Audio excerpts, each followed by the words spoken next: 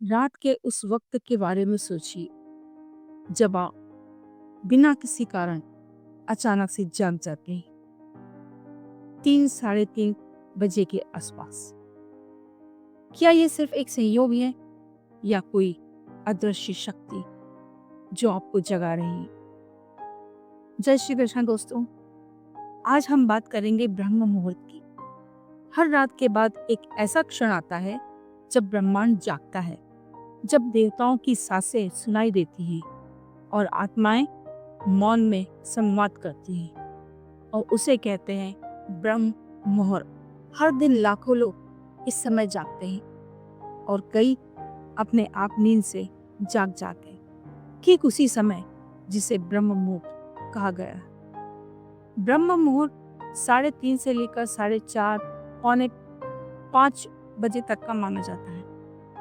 ब्रह्म मुहूर्त सिर्फ एक समय नहीं है, ये वो द्वार है जहाँ आत्मा, देव, ब्रह्मांड तीनों संवाद करते हैं। शास्त्रों में ब्रह्म मुहूर्त का बहुत महत्व बताया गया है। इस समय जागने से मन, शरीर और आत्मा तीनों शुद्ध होते हैं। इसीलिए आप जो भी काम इस समय करते हैं वह और बेहतर हो जाता है। ऋषि मुनियों ने ब्राह्मणों को वेद अध्ययन के लिए, छात्रों को अध्ययन के लिए, क्षत्रियों को शस्त्रों का अध्ययन अभ्यास करने के लिए, साधकों को ध्यान करने के लिए और गृहस्थों को अपनी भौतिक इच्छाओं को पूरा करने के लिए ब्रह्म मुहूर्त ही बताया। ब्रह्म मुहूर्त की खास बात यह है कि इस समय रजोगुण और तमोगुण बहुत कमजोर अवस्था में होते हैं, एक प्रकार से नींद में पड़े होते हैं, और सत्वगुण प्रबल होता है, सक्रिय होता है। इसीलिए यही वह समय है जब आत्मा ब्रह्म से जुड़ने के लिए तैयार होती है। ब्रह्म मुहूर्त का जो महत्व हमारे ग्रंथों और शास्त्रों में बताया है, हमारे ऋषि मुनियों ने समझाया है, क्या यह विज्ञान भी मानता है? सनातन में जो जीवन शैली है वो वैज्ञानिक है। हर परंपरा नियम के पीछे विज्ञान ही है, जिसमें से कई तो वैज्ञानिकों ने साबित भी कर दिए हैं और कई वैज्ञानिक अभी तक वहां पहुंचे नहीं हैं। तो अब इस ब्रह्म मुहूर्त के बारे में वैज्ञानिक क्या कहते हैं, इसके बारे में विज्ञान क्या कहता है, ये सुनकर आपको बहुत आश्चर्य होगा, क्योंकि विज्ञान भी वही कहता है जो हमारे शास्त्र कहते हैं, बस भाषा अलग है।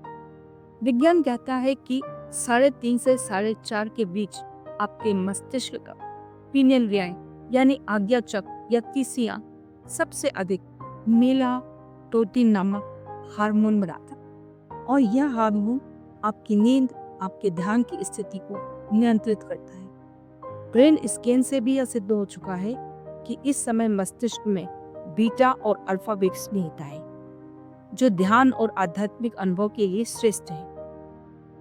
ईएमएफ और कॉस्मिक एनर्जी पैटर्न इस समय लो डिस्टरबेंस पर होते हैं, इसलिए नासा भी इस समय की फ्रीक्वेंसी को विशेष मानता है और कहता है यह समय कॉन्शियसनेस ट्यूनिंग का है।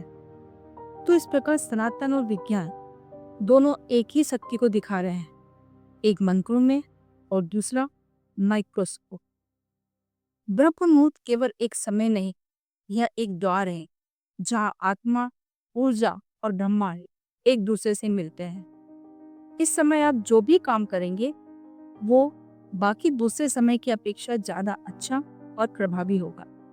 आप चाहें तो इसमें मैनिफेस्ट करें, अपनी प्लानिंग करें, ध्यान करें, नई कोई राह ढूंढें। जो भी आप पाना चाहते हैं वो इस ब्रह्म मुहूर्त में शुरू करें।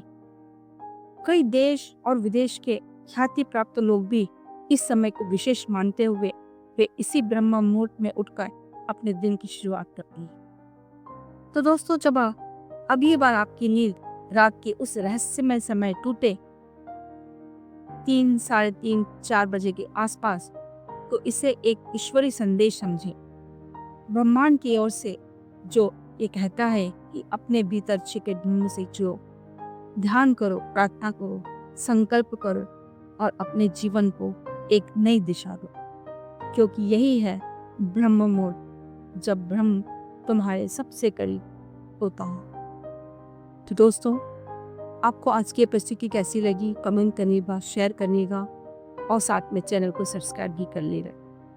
आपसे फिर मिलूंगी। जय श्री कृष्ण।